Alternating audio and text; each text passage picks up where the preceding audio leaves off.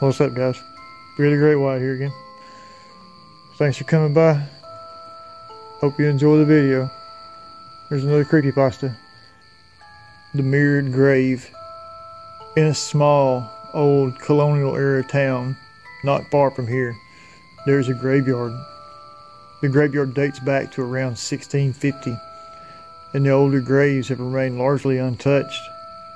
Due to the small population of this town, it is in fact the only cemetery in town, and people are still sometimes buried here.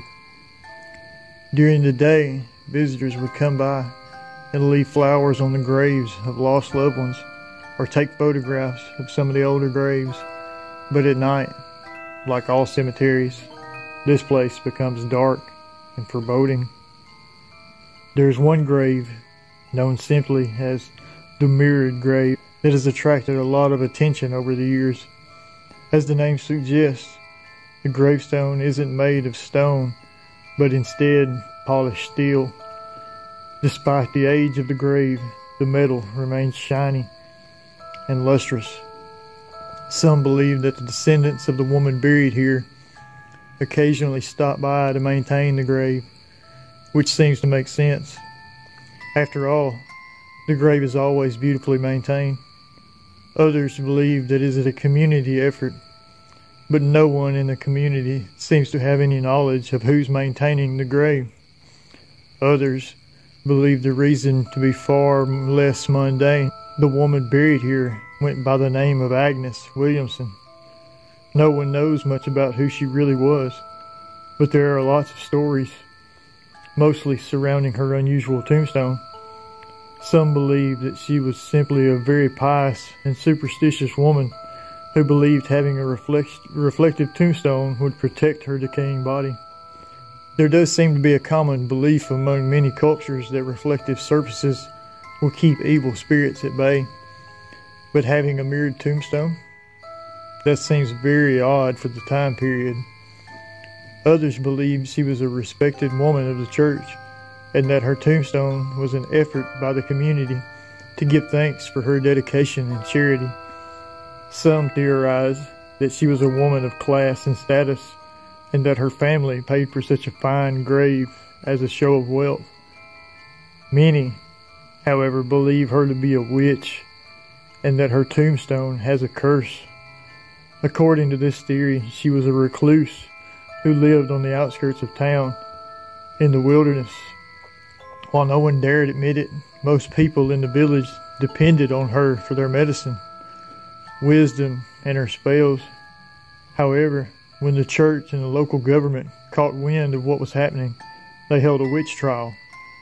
Knowing that she would likely be found guilty, Agnes poisoned herself, making it appear as though it was by accident. However, before she died, she had one last wish: a steel gravestone. The townspeople, fearing a curse, obliged. According to local legend, if one goes to the graveyard on a full moon at night, strange things start happening in the reflective surface. The first time the gazer looks into the steel surface, they will see themselves as they looked when they were young, mere toddlers. After pacing around the grave 3 times and looking back at it again, the viewer will see themselves as an elderly person on the brink of death. After this, if you are brave enough, walk around the grave 3 times backwards.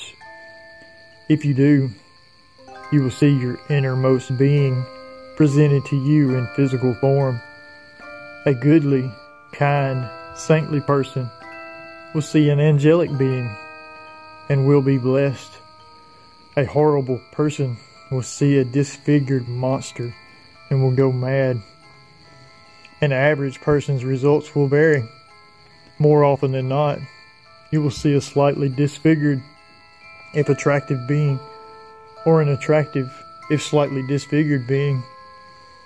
Stories vary on what exactly happens then. Some say nothing.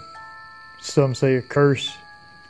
Most believe that a hag will haunt your dreams, demanding you atone for your sins. Of course, most locals are too afraid to undertake this task. But Imagine you decided to stay at a quaint little bed and breakfast in this small New England town, and the full moon was rising above you. Would you attempt it?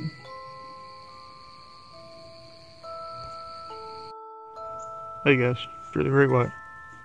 I hope you enjoyed that story. Don't forget to like, share, comment, hit that sub button. Till next time, I'm Fear the Great White. I'm out. Bye.